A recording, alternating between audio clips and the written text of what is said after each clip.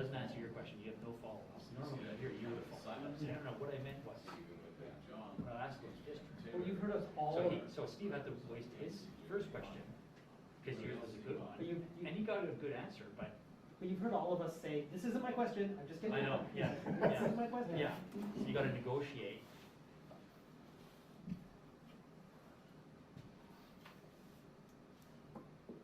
I mean, the nice thing about Highway 2 at least is you ask the technical questions there. Yeah. And then the political stuff, enforcement, et cetera, you get But still, politicians. it's so limited. Who's gonna be knocking on doors in Southern Health for Yeah. Vax cards, everybody.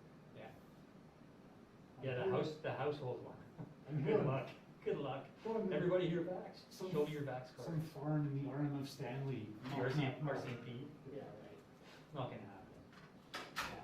This is, again, anybody watching on the CTV feed, please don't listen to us.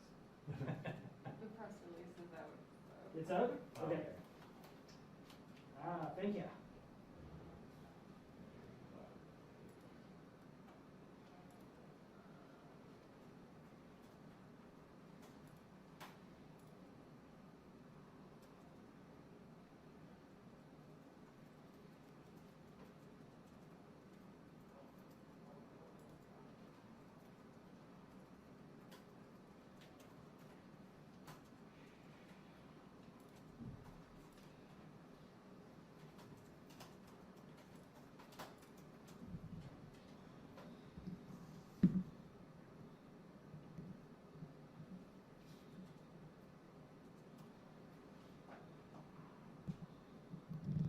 Oh, I don't have it. They tweeted it out. They did, seven people. Right, that is often a few seconds earlier.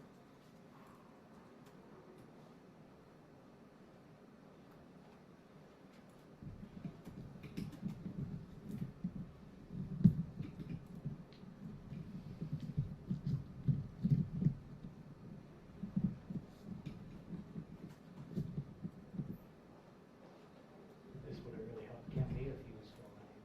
We sold a lot of memberships today in Southern. Yeah.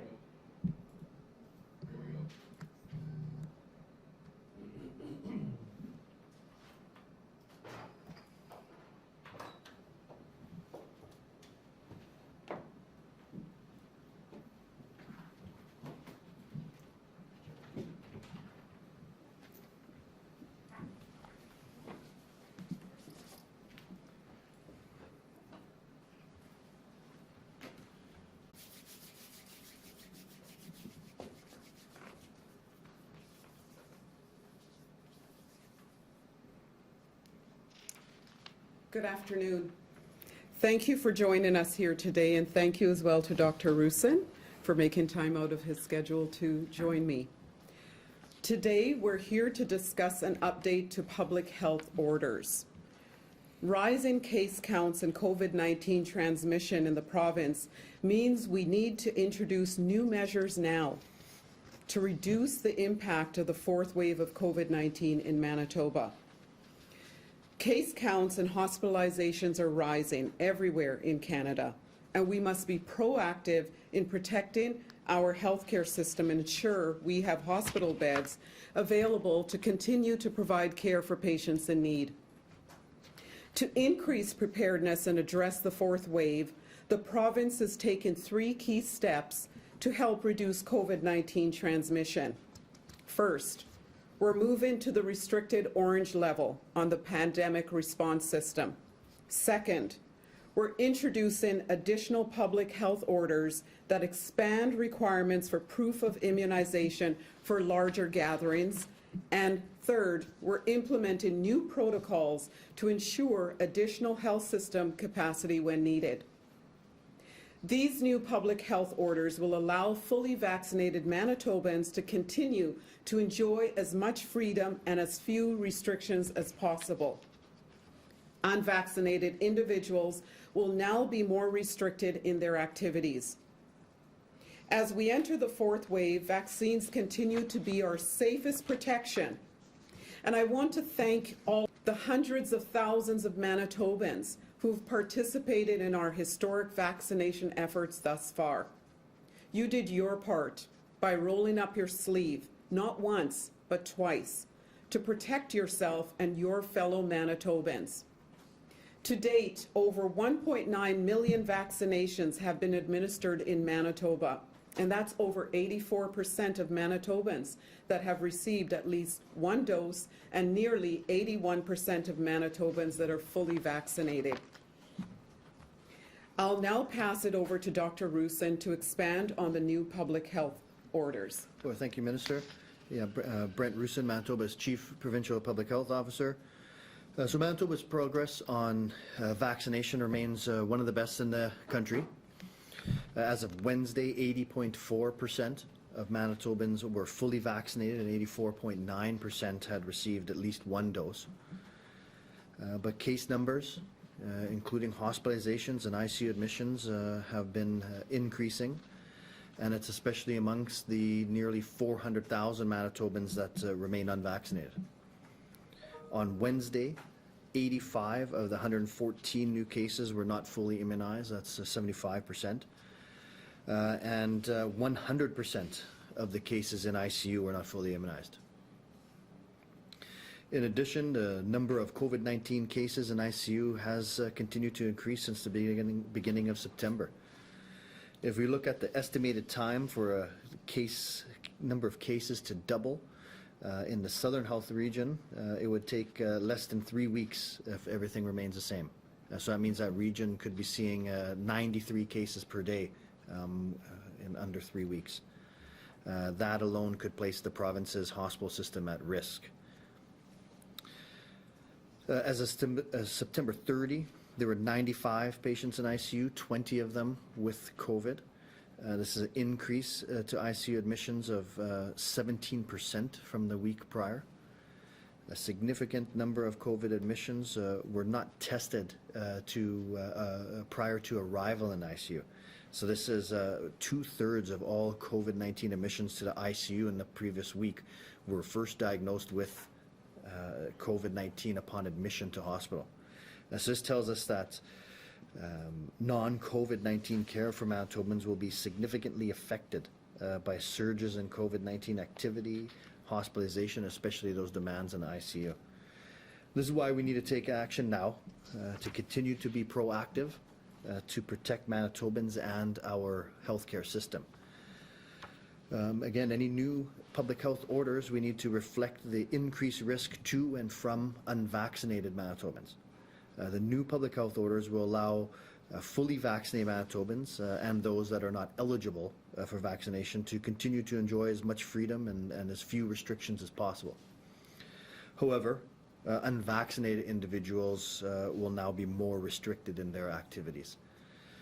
To increase COVID-19 preparedness and address the fourth wave, this province is taking key steps to help reduce the transmission of COVID-19. So we are moving to restricted or orange on the PRS, the Pandemic Response System. The COVID-19 response level on the Pandemic Response System is being raised from caution yellow to restricted orange to reflect this increased risk. This move at this point will not affect schools. Schools will continue to remain at the yellow level so we can ensure we keep as many kids in school as possible. Public health continues to work very closely with education. We're still recommending a school-by-school approach when the risk is justified. We're also introducing additional public health orders that will expand requirements for proof of immunization and reduce gathering sizes where unvaccinated individuals are present. This includes limiting households to guests from one other household for private indoor gatherings when any unvaccinated person who is eligible to be vaccinated is present on the property. And that includes people who live at that location. For outdoor gatherings on private property, we're limiting households to 10 guests outdoors when any unvaccinated person who is eligible to be vaccinated is present on the property. And again, even if that unvaccinated person resides at that location.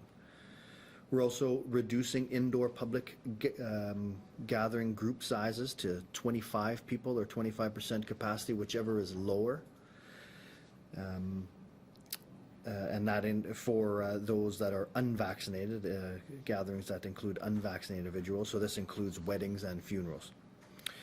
The orders will also reduce indoor group sizes for faith-based ceremonies to 25 people or 33% capacity, whichever is greater, and that's again for gatherings that include unvaccinated people who are eligible to be vaccinated.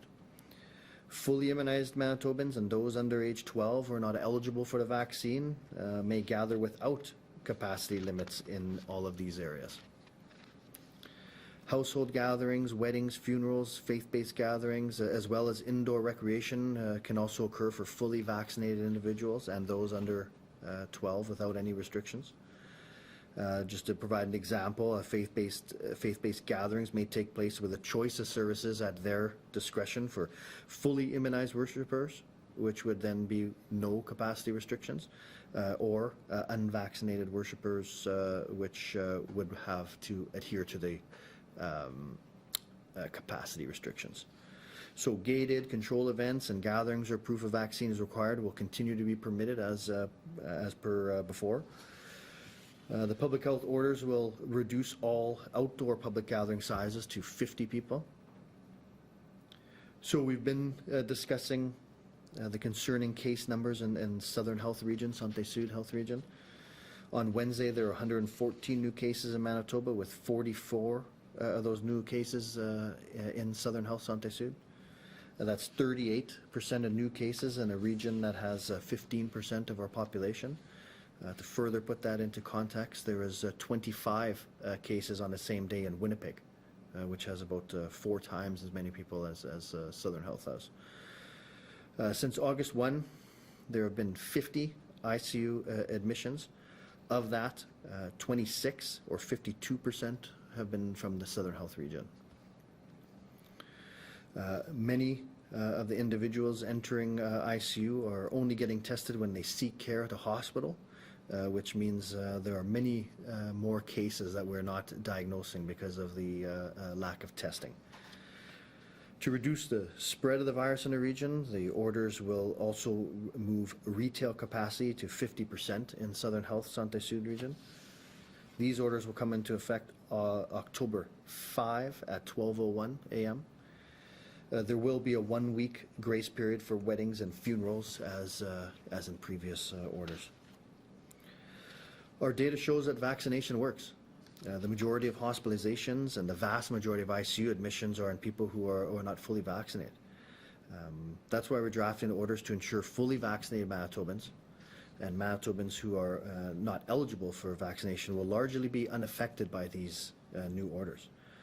Our healthcare system remains at risk from the Delta variant, and these COVID-19 case numbers and hospitalizations are rising. Today's announcements are a consequence of that reality. All Manitobans need to take these steps to protect those who are not immunized, especially children who are not eligible. We have to protect our healthcare system from increased hospitalization and ICU admissions linked to this Delta variant. So I urge the many thousands of Manitobans who have not been immunized to make an appointment today. If some of you are waiting until the proof of vaccine requirement is going to end, please consider the consequences of waiting. This COVID is not going away. It's going to be with us for years. And you're much more likely to get sick from COVID, especially severe illness, if you are not vaccinated. We know that these consequences aren't only on the individual. As we see, unvaccinated people are putting more and more strain on our healthcare system. That means it's unvaccinated people in ICU and in hospital prevents or may prevent another Manitoban from getting other medical care they need. Vaccination is the single best long-term solution to prevent further lockdowns and to keep our healthcare system available to all Manitobans. So I encourage you to book your vaccination appointment today or visit a super site for a walk-in appointment. Many different places for you to attend, super sites, pop-up clinics, physicians' offices and pharmacies. Your healthcare providers are there to answer any questions and help you through the process. Visit Protect MB. Thank you. Thank you, Dr. Roussin. We believe these public health orders are the best way to protect those who cannot protect themselves. And this is the best way to protect all of us through the fourth wave. Please do your part and not only get vaccinated, but continue with the fundamentals we've been talking about since last year.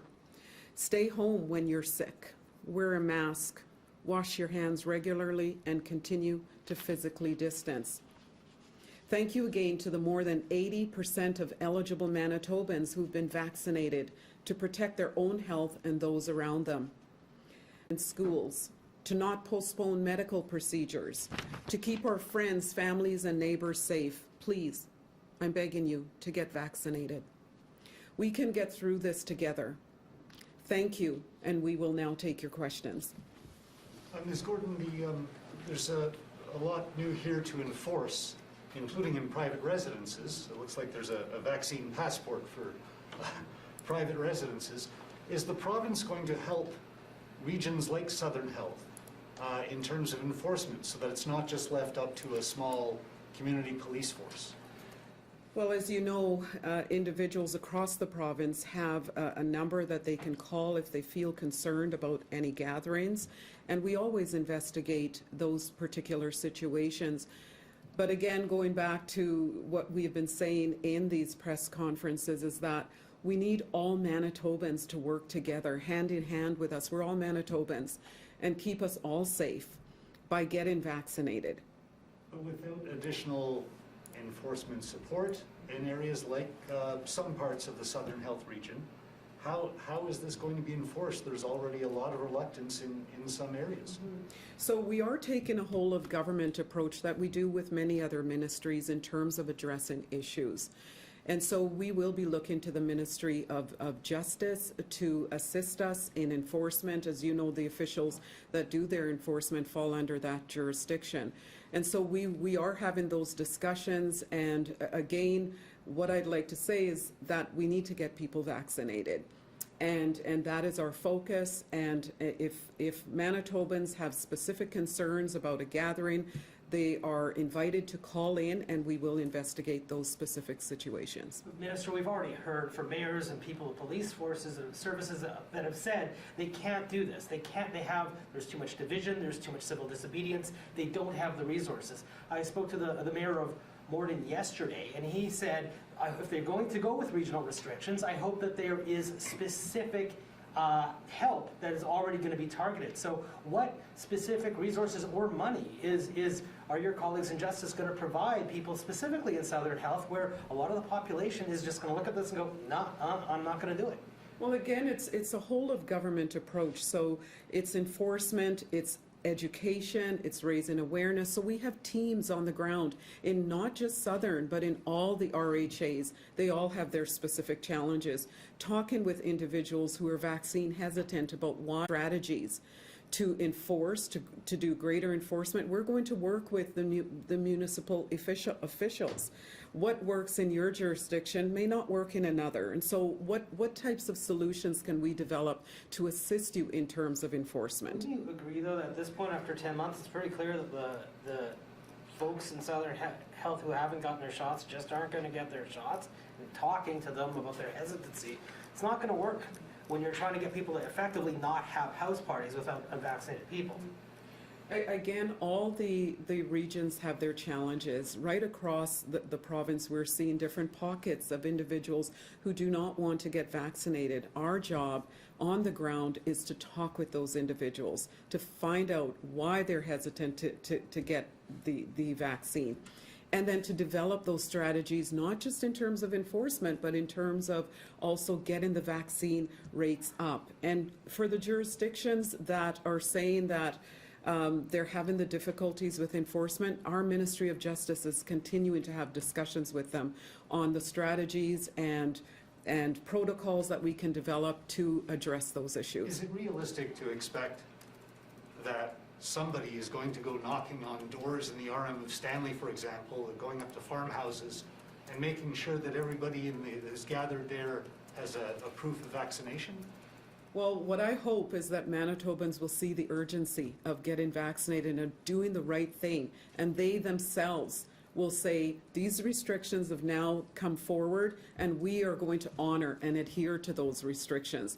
That's the Manitoba that I'm accustomed to, and that's the Manitoba we live in, a Manitoba that cares about their neighbor, their families, and their friends.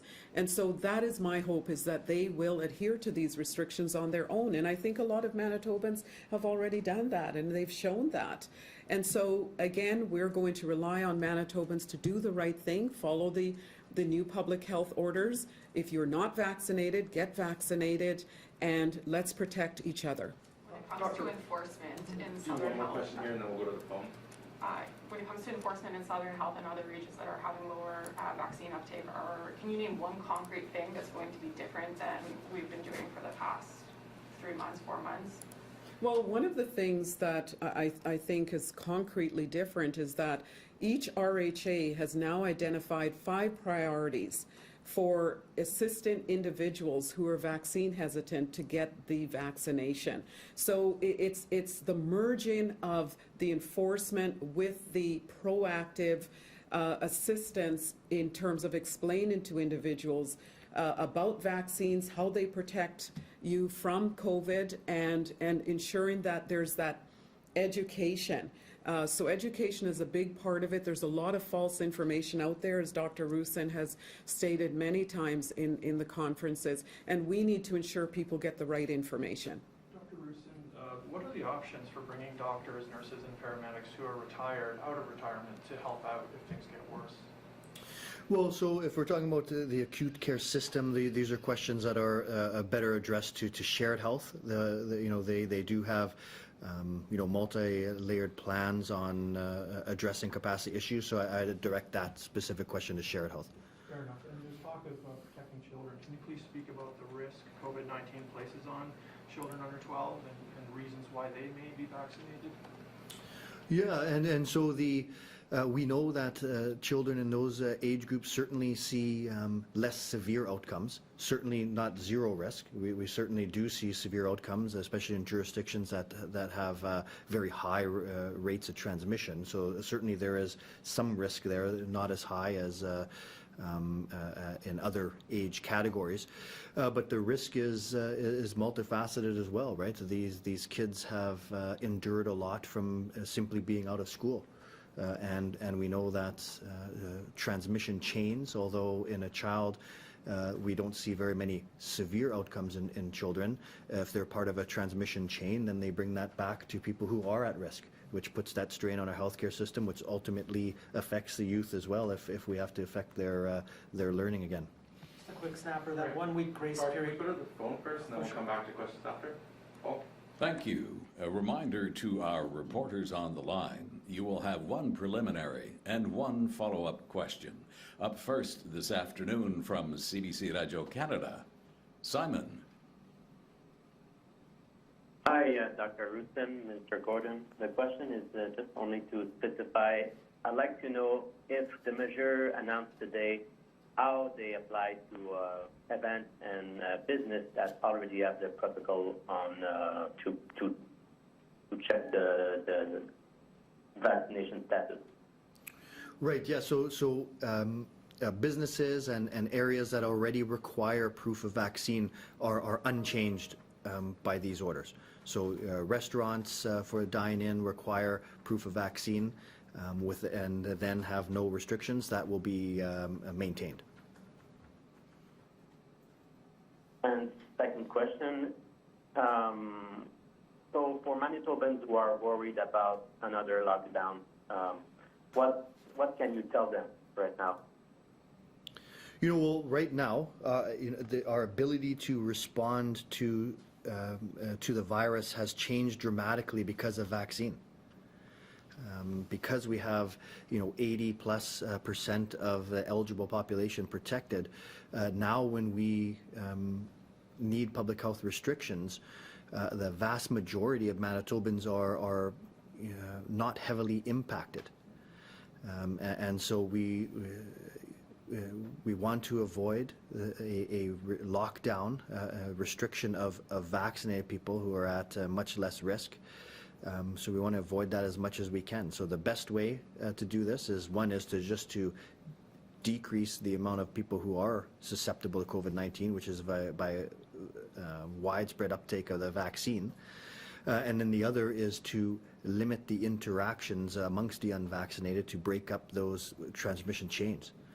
So the last thing anyone wants are further lockdowns. We don't want to see business closures. Right now we can have businesses open to 80+% of eligible Manitobans. And so it's really changed the way that we can address the virus. And the more and more people getting vaccinated will allow us to, to do more and more away with these restrictions. From CTV Winnipeg, John. This is a question for Minister Gordon. The rising number of hospitalizations, it seems that they're largely being driven by unvaccinated people, which is threatening elective surgeries, other treatments. Do you believe the unvaccinated are letting their fellow Manitobans down by not getting vaccinated?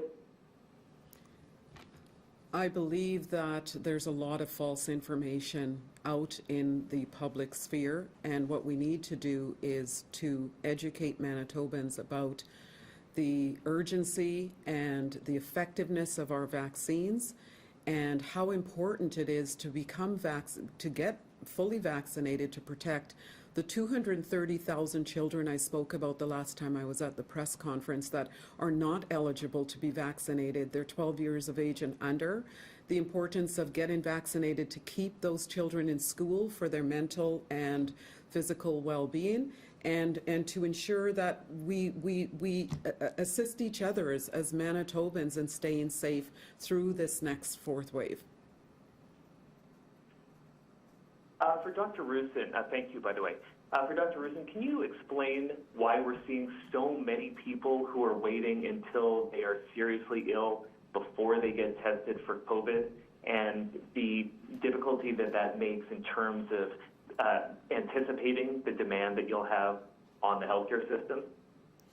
Yeah, and so I can't speak specifically to to choices that individuals are making. What I'd say is that when we have a significant proportion of people being admitted to ICU just tested upon admission, that means that typically those are individuals who have been ill for a week or two.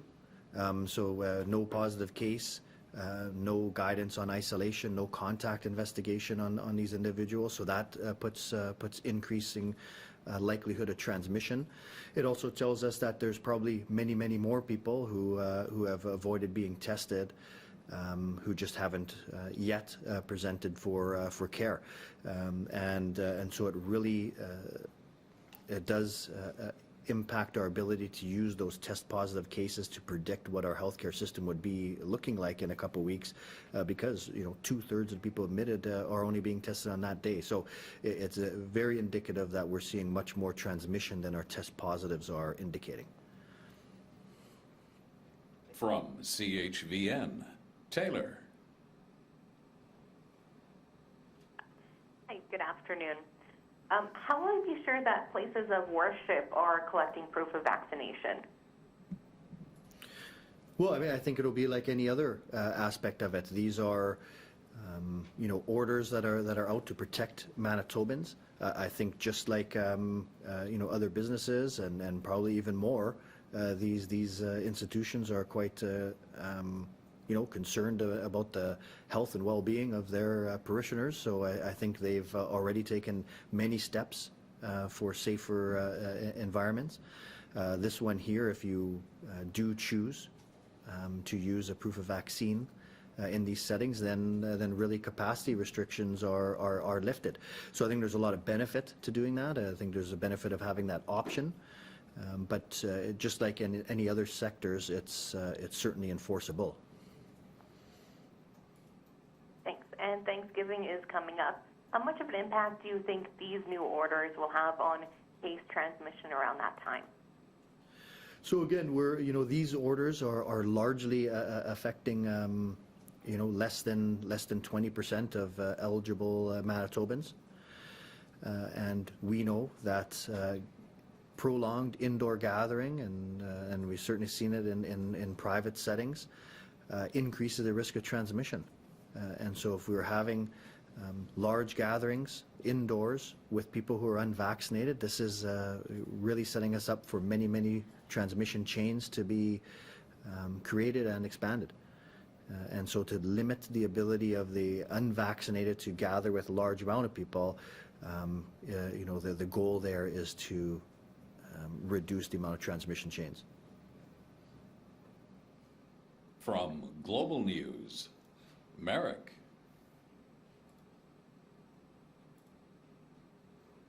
Hey there, Dr. Roussin. Why specifically was the 50% capacity rule on retail businesses placed in the Southern Health Region and not in other health regions across the province? Yeah, and so we've kind of gone over the increased amount of transmission that we're seeing in that region. We're seeing increased numbers, increased test positivity, increased hospitalizations and ICU admissions from that region. So we knew that there is certainly increased risk there at this point. In addition to that, we've seen issues there with adherence to masks in indoor public places. So there's a number of reasons that we felt for that particular order we would take a regional approach.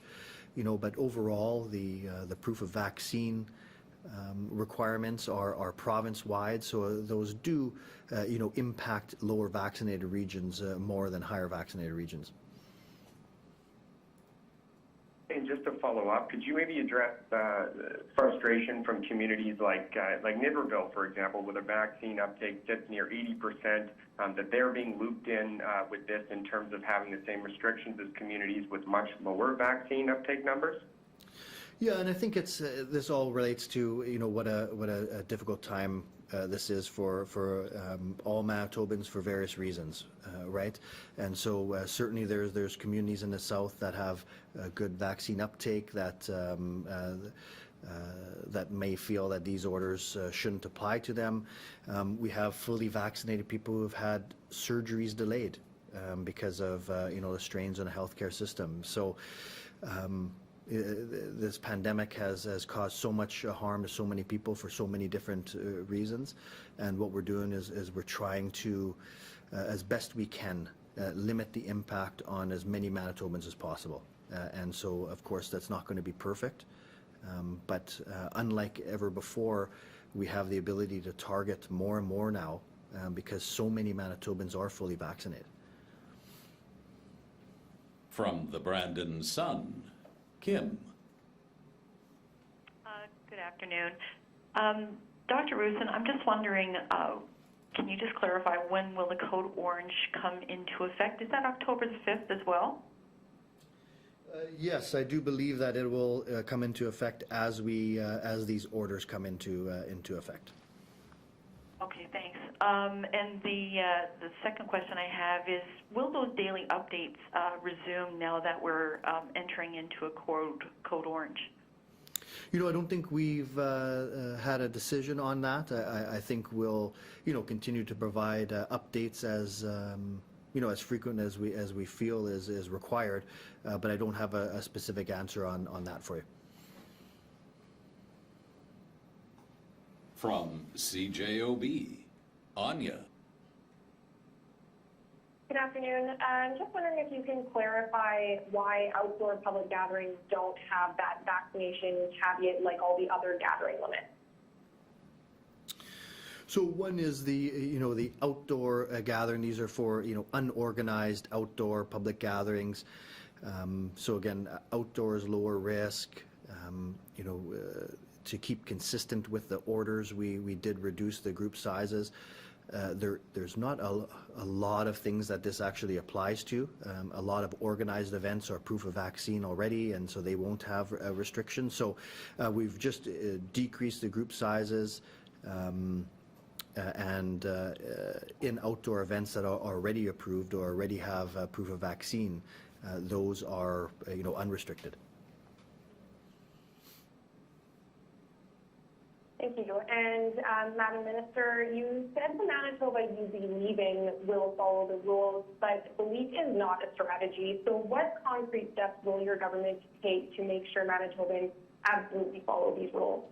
Thank you for the question. So we will continue the enforcement that was started last year when the COVID pandemic started. So individuals who feel they have a concern about a gathering can still call in, and we will continue to investigate those specific occurrences. And again, I truly believe that the majority of Manitobans are doing the right thing.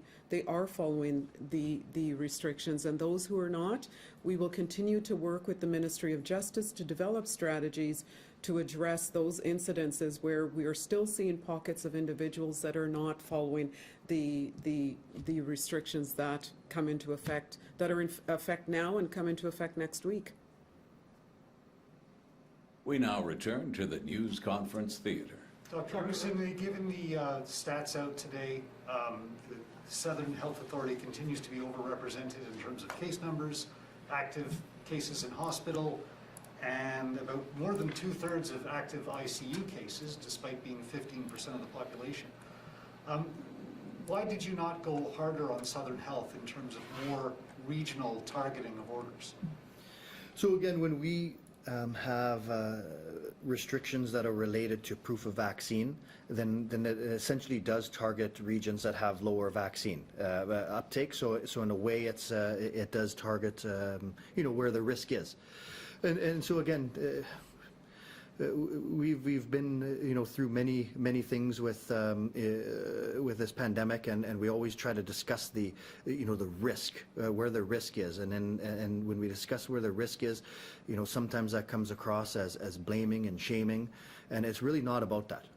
Like, we're concerned about our fellow Manitobans in Southern Health, right? We don't want to see 2/3 of our ICU from our fellow Manitobans in Southern Health, because there are Manitobans.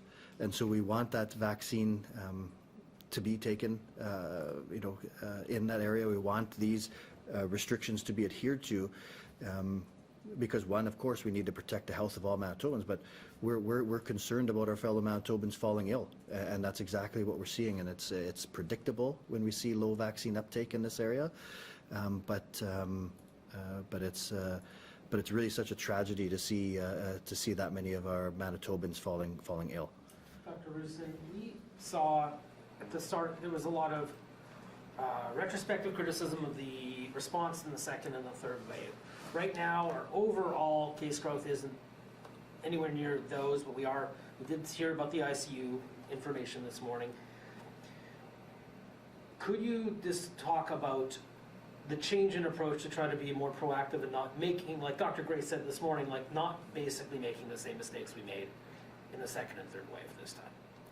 Yeah, I think that there's a number of things that we've learned over time. We know that in that third wave, our trajectory in Manitoba was different than other regions. We admit to ICU on a per capita basis and a per case basis significantly more than other regions.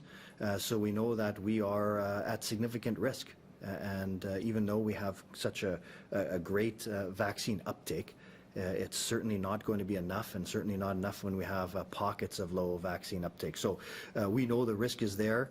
We see the risk eventualizing in other jurisdictions.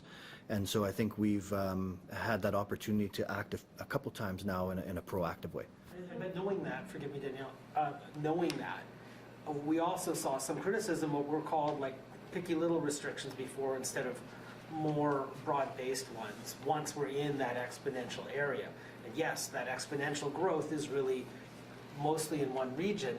But what would you say to some of the people on the infectious disease side of medicine, or maybe even epidemiologists, who might see this today and go, that's great, but given that we don't expect anyone to stop having house parties in the South, like, not enough. What would you say to that criticism? Well, I would say certainly that any of the public health restrictions are not going to be effective if they're not adhered to. So we do need to do whatever we can to get adherence to these. I think if you now look at how much vaccine uptake has changed our approach to this. If you read these orders, really, this is a very significant lockdown on the unvaccinated. If you look at how many places are actually closed to the unvaccinated. And so this is just the benefit of the vaccine, that you look at these orders and feel that they're not very restrictive, and they aren't to a vast majority of Manitobans. But to those that are not yet vaccinated, these are some of the most restrictive orders we've had. Yes. So if this trend that we're seeing now doesn't turn in the next 2 weeks, what is the next step for public health? We'll have to, follow what we're seeing. Like we'll have to see where the epi takes us. But really, these are quite restrictive on the unvaccinated, and so we want to do whatever we can to limit the effects of these restrictions on the vaccinated. We want to do whatever we can to keep our kids in school, and so we really need these to work. We really need the vaccine uptake to increase. We need people to adhere to these. Because our acute care system is certainly at risk, and so we need to change this trajectory now. Given that we've seen a lot of transmission in faith-based gatherings, why not make it proof of vaccination only for faith-based gatherings, as opposed to having this option of capacity limits if you have some people attending who are not vaccinated? Yeah, and I think that in these these settings are so important to so many Manitobans that that's certainly a consideration with it. We certainly did affect the capacity of it when there's unvaccinated people that are present, and then it gave that option. We want to ensure that all Manitobans at least for now can have that ability to worship in person, but as we say, we're at risk. We know that indoor prolonged gatherings are significant risk for this, so we need those fundamentals to be adhered to. We need extra caution, and we're really encouraging, and not just in the faith-based setting, but in all settings, is that proof of vaccine. This is the best way to limit those transmission chains, to allow us to keep as much open in this province to as many people in this province as possible. So, but of course, we'll have to, we're going to have to continue to see the effects of this. But why treat it differently than a movie theater or a restaurant or a Jets game or a municipal arena? Why do faith-based settings get special consideration here? It's indoors. We know there's been a history of transmission in faith-based gatherings. Why are they being treated differently from a purely medical public health point of view? Yeah, and so I think that there's certainly concern in a setting like that, right? Indoor prolonged contact, and we have seen transmission there. So, I think that there's lots of reasons on the the importance of those gatherings. I think we did address some of the capacity limits, and then we put that option in. And again, we're relying on Manitobans to understand the risks that we're facing, and so that proof of vaccine option, I think, will be taken up by many facilities. But we really need Manitobans to understand the risk that's ahead of us. We'll do the last couple questions. Yeah, I have a question for the minister on a different subject. So there's a report out from the WRHA today saying that wait times in August for emergency room services increased by nearly 50% from the previous year, and also increased over the month prior. So what is happening in our ERs that patients are waiting for so long, and what's going on to address that? Thank you for the question. So what's going on is we're in the middle of a pandemic, and we are seeing a number of individuals present into our ERs that are now COVID positive. Many of them are being tested for the first time when they enter the ERs. So there has been a great deal of challenges all across our acute care settings, and we are very committed to bringing those wait times numbers down, because wait times mean that a Manitoban is waiting for care. So we're very committed to that. We continue to look at strategies to reduce our wait times. redeployment of staff where we feel that the need is greatest, and we will continue in the months ahead, particularly during this fourth wave, to ensure that those wait times begin to come down. Even if we're inching down, we are making progress. So definitely the COVID pandemic has posed a lot of challenges in our acute care settings. Dr. Roussin, do you do contact tracing for those who test positive for the first time once they're admitted to hospital? You had talked earlier about one of the real downsides to that is there hasn't been any contact tracing until then. There hasn't been any self-isolation. They find out for the first time that they test positive once they're at the hospital and they're sick enough to need care. And at that point, do you do contact tracing? Yes. Yeah, we'll still do contact tracing in much the same manner. It's obviously more difficult, especially if a person's critically ill, but we'll try to work with the family and try to work that out. It could be late. We might be finding other cases that, again, we could do contact tracing on. There could be some people still in an incubation period that we would get isolated. So we definitely still do contact tracing. And where are we standing these days on the number of contacts? Are those going up? And if so, are they going up more in Southern Health than in other regions? They are going up over time. I believe the average is about 4 to 5 right now, but again, that has a very huge range, right? We have some that have a contact list of 50 or more. We do find in all regions there's less and less cooperation with our contact tracers, so we're not hearing about a lot of contacts. People are not being very forthcoming with places they've been. So overall, we have seen the cases, their contacts per case increase.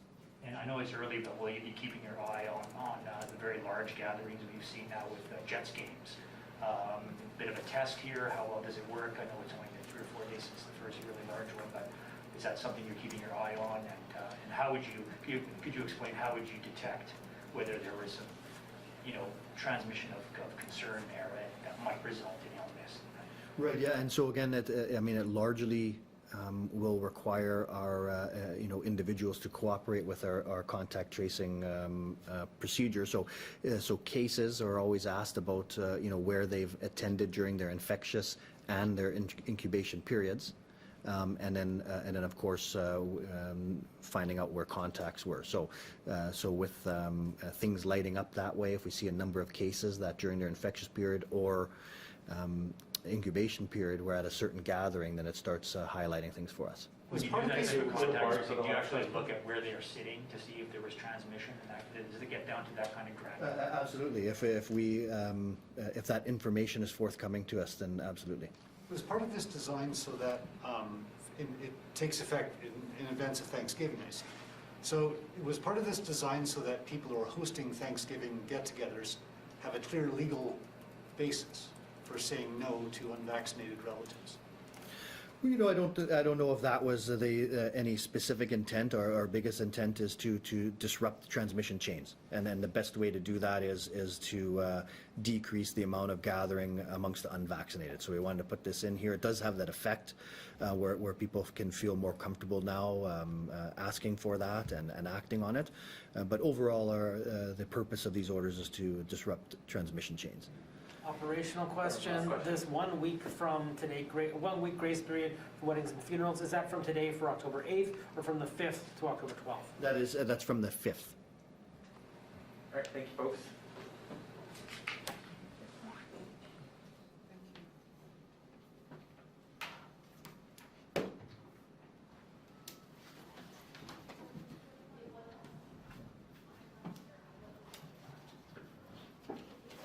What if the 3 are staying in Southern Health this morning?